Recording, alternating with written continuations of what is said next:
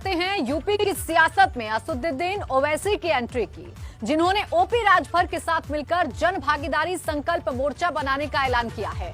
असदुद्दीन ओवैसी आज वाराणसी पहुंचे, जहां पर उन्होंने सुहेलदेव भारतीय समाज पार्टी के अध्यक्ष ओपी राजभर के साथ मुलाकात की। इसके साथ ही वो जौनपुर और आजमगढ़ भी गए। ओवैसी की एंट्री ने यूपी की सियासत में नए समीकरण के संकेत दे दिए हैं, क्योंकि फिलहाल तो मुस्लिम वोटर्स का रुझान सबसे ज्यादा समाजवादी पार्टी की ही ओर रहा है, लेकिन ओवैसी की एंट्री के बाद ये समीकरण काफी हद तक बदल भी सकते हैं। वहीं वाराणसी पहुंचे एआईएमआईएम के अध्यक्ष असदुद्दीन ओवैसी ने अखिलेश यादव पर बड़ा हमला भी बोला है। उन्होंने कहा कि वो पहले ही यूपी की सियासत में एंट्री लेना चाहते थे, लेकिन उन्हें ऐसा नहीं करने दिया गया।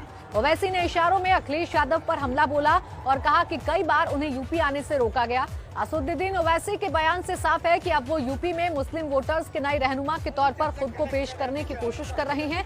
वहीं उनकी इस कोशिश में उन्हें सुहेलदेव भारतीय समाज पार्टी के अध्यक्ष ओपी राजभर का पूरा समर्थन मिल रहा है, जो कि पूर्वांचल के बड़े नेता माने जाते हैं। और आपको बता दें कि पूर्वांचल में राजभर वोटर बड़ी तादाद में है।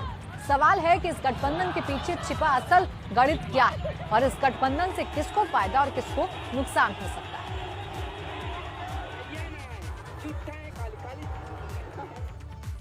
तो आइए पहले आपको सुनवाते हैं वाराणसी पहुंचे असदुद्दीन ओवैसी ने कैसे सपा अध्यक्ष अखिलेश यादव पर हमला बोला। तो वहीं अखिलेश यादव ने जब इस मामले पर उनसे सवाल किया गया तो वो कैसे इससे कन्नी काटते नजर आए, देखिए। किसको नुकसान फायदा हुआ? देखिए, अगर इलेक्शन हम लड़ते हैं तो क्या मेरा मकसद ये है कि मैं किसी एक पार्टी को जिताऊं या हराऊं? मेरा मकसद होता है कि मेरा मोर्चा, मेरे और मेरे मोर्चे के कैंडिडेट कामयाब हो। तो हार जीत तो लगी हुई है। ये जो गुलामी की जहनियत है कि नहीं, आप इलेक्शन मत लड़िए, आप सिर्फ खाली बजाइए और हम वोट देते रहिए। अब राजनीति बदल चुकी भारत की। अब हम अपना हिस्सा चाहते हैं, हिस्सेदारी की लड़ाई हो रही है और मुझे यकीन है कि हम लोग आगे बढ़ेंगे।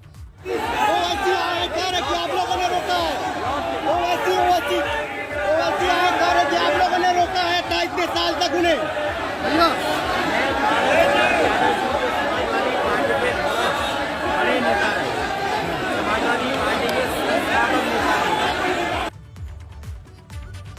तो देखिए, देखा आपने कैसे असदुद्दीन ओवैसी और अखिलेश यादव 2022 के रण में एक दूसरे का मुकाबला करने आमने सामने आ चुके हैं। दरअसल ये समझना बेहद जरूरी है कि आखिर क्यों सपा और एआईएमआईएम के बीच सियासी तलवार खिंची हुई है। ऐसा इसलिए है क्योंकि यूपी में माई समीकरण यानी कि मुस्लिम और यादव वोटर्स का जो समीकरण है, उससे ही सपा को हर विधानसभा चुनाव में फायदा होता आया है। इसी समीकरण की मदद से सपा ने राज्य में कई बार सरकार बनाई है और एक तरह से मुस्लिम और यादव दोनों ही सपा के परंपरागत वोटर माने जाते हैं। लेकिन अब यूपी की सियासत में ओवैसी की एंट्री हो चुकी है, जो कि पूरे देश में मुस्लिमों के पैरोकार के तौर पर देखे जाते हैं। ऐसे में अगर ओवैसी का कद सूबे में बढ़ता है तो इसका सीधा नुकसान समाजवादी पार्टी को उठाना पड़ सकता है, क्योंकि जितने भी मुस्लिम वोट बटेंगे उसका नुकसान सीधे तौर पर समाजवादी पार्टी को ही होगा। शायद यही वजह है कि ओवैसी ने आरोप लगाया है कि कई बार उन्होंने यूपी की सियासत में उतरने की कोशिश की, लेकिन हर बार उन्हें अखिलेश यादव ने रोक दिया। वहीं अगर इस समीकरण में बात बीजेपी की करें तो बीजेपी पहले ही साफ कर चुकी है कि ओवैसी यूपी में उनके लिए कोई चुनौती नहीं है। और अगर पूर्वांचल में ओवैसी राजभर के साथ गठबंधन करके भी चुनाव में उतरते हैं तो इससे बीजेपी को कोई फर्क नहीं पड़ने वाला है। यानी अगर सियासी गणित को समझें तो इस गठबंधन से सीधा नुकसान सपा को ही होता हुआ फिलहाल दिख रहा है।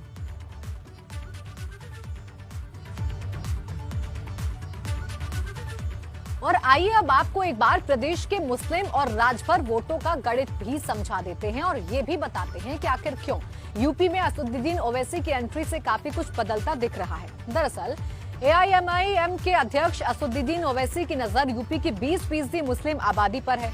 2020 बिहार विधानसभा चुनाव में ओवैसी की पार्टी ने 5 सीटें जीती थी। महाराष्ट्र में ओवैसी के 2 और तेलंगाना में भी ओवैसी के 7 विधायक हैं। ऐसे में अब ओवैसी यूपी में अपनी पैठ बढ़ाना चाहते हैं। यूपी की कई सीटें ऐसी हैं जहां पर मुस्लिम वोटर निर्णायक भूमिका में रहते हैं। यूपी के 18 जिले ऐसे हैं जहां पर मुस्लिम वोटर्स की तादाद 50 से 20% तक है। मुरादाबाद, रामपुर, बिजनौर, सहारनपुर, शामली, मुजफ्फरनगर, अमरोहा जैसे जिलों में मुस्लिम वोटर्स की तादाद काफी ज्यादा है। उत्तर प्रदेश में फिलहाल 25 मुस्लिम विधायक हैं, जिसमें 19 सपा से, 4 बसपा से और 2 कांग्रेस से विधायक हैं। साल 2012 विधानसभा चुनाव में सपा और कांग्रेस को मुस्लिम के 56% वोट मिले थे। 2014 लोकसभा चुनाव में भी ऐसा ही ट्रेंड देखने को मिला था, जहां सपा और कांग्रेस को 66% मुस्लिम वोट मिले थे। ये बताने के लिए काफी है कि कैसे यूपी में कई जिलों में मुस्लिम वोटर हार या जीत तय करते हैं, और अगर ओवैसी इस वोट बैंक में सेंध लगाने में कामयाब हो जाते हैं तो इसका सीधा सीधा नुकसान समाजवादी पार्टी को उठाना पड़ सकता है।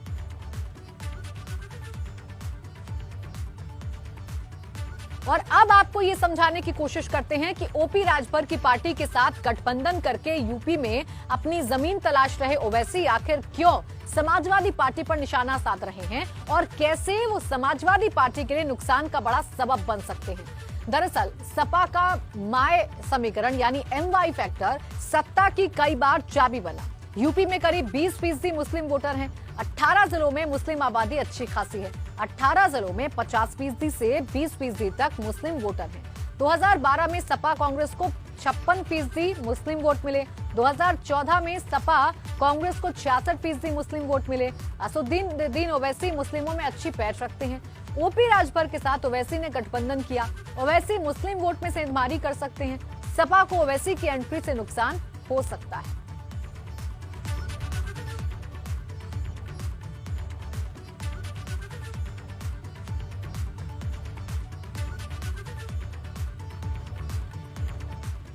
अब आपको ये भी सुनाते हैं कि अखिलेश यादव पर जिस तरह से ओवैसी निशाना साध रहे हैं, उसे राजनीतिक जानकार किस नजरिए से देख रहे हैं। आजमगढ़ को केंद्र बना रहे हो, क्यों केंद्र बना रहे हैं? इसके भी तो नेतार्थ है ना। बसपा से लेकर सपा तक अगर आप देखिए वहाँ का जो विधानसभा की सीटें हैं या लोकसभा की सीटों के आंकड़ों को जब हम देखते हैं तो वहाँ ज़्यादा देखा जाए तो समाजवादियों का वहाँ हो रहा है और अखिलेश यादव वहाँ से सांसद हैं। अच्छा, संजोग देखिए कि जब आज ओवैसी इधर आए हैं, उधर जौनपुर में अखिलेश यादव भी गए हैं। दोनों लोग पूर्वांचल के दौरे पे हैं, लेकिन ओवैसी का आना और एक नया गठबंधन बनाना ये खुद में सवाल खड़ा करता है। ओवैसी मुस्लिम रहनुमाई की बात करते हैं, मुस्लिम लीडर के रूप में अपने को प्रोजेक्ट करते हैं और राजभर अपने को राजभरों का नेता बताते हैं, पिछड़ी जातियों का नेता बताते हैं। तो देखिए, अब जब राजभर के साथ मिलकर ओवैसी यूपी की राजनीति में एंट्री ले ही चुके हैं तो सियासी समीकरण समझते हैं और ये जानने की कोशिश करते हैं कि किसे फायदा और किसे नुकसान है इस एंट्री से। हमारे साथ खास मेहमान जुड़ गए हैं। रतन मणि लाल, राजनीतिक विशेषज्ञ हमारे साथ जुड़ गए हैं। स्वागत है रतन मणि लाल जी आपका एबीपी गंगा पर। मैं आपसे सबसे पहले यही समझना चाहूंगी कि ओवैसी ने जिस तरीके से एंट्री ली है और तीखे तेवर दिखा दिए हैं, इशारों में निशाना भी साध दिया है, किसको फायदा किसको नुकसान आने वाले चुनावों में? देखिए, इसके पहले भी ओवैसी की पार्टी ने जहां जहां चुनाव लड़ा है, चाहे वो हैदराबाद में हो, बिहार में हो, महाराष्ट्र में हो, वहां पे उनको फायदा हुआ है क्योंकि वो अपनी कम्युनिटी को भारत की राजनीति में एक बड़ी भूमिका दिलाने के लिए काफी जोर शोर से कहते आए हैं। और उन्होंने ये भी कहा है कि हमें यानी कि उनकी कम्युनिटी को अब किसी पार्टी की रहनुमाई पे नहीं बल्कि अपनी ताकत से अपना हिस्सा मानना है और राजनीति में अपनी जगह बनानी है। अगर ये सोच है तो बड़ी सीधी सी बात है कि वो खुद किसी पार्टी के साथ गठबंधन करने के बजाय चाहेंगे कि कम्युनिटी के लोग जहां जहां संभव हो वो इनकी लीडरशिप में चुनाव लड़ें और अपनी जगह बनाएं। ऐसे में उनके लिए 4-5 स्टेट से भी अगर अपनी कम्युनिटी के एक अच्छे नंबर्स आ जाते हैं, जैसे बिहार, महाराष्ट्र, आंध्र प्रदेश, तेलंगाना आदि के बाद अगर उत्तर प्रदेश में उनको कुछ अच्छे नंबर्स मिलते हैं तो ऑल इंडिया लेवल पे एक मुस्लिम कम्युनिटी के ऑल इंडिया लीडर के तौर पे उन्हें अपने आप को स्थापित करने में और पार्लियामेंट में और स्टेट के असेंबलीज में एक आवाज उठाने का एक बहुत बड़ा प्लेटफॉर्म मिल जाएगा। ये भी हमें देखना चाहिए कि जो मुस्लिम कम्युनिटी को एक वोट बैंक की तरह अभी तक इस्तेमाल किया जाता रहा था, चाहे वो कांग्रेस पार्टी द्वारा हो या समाजवादी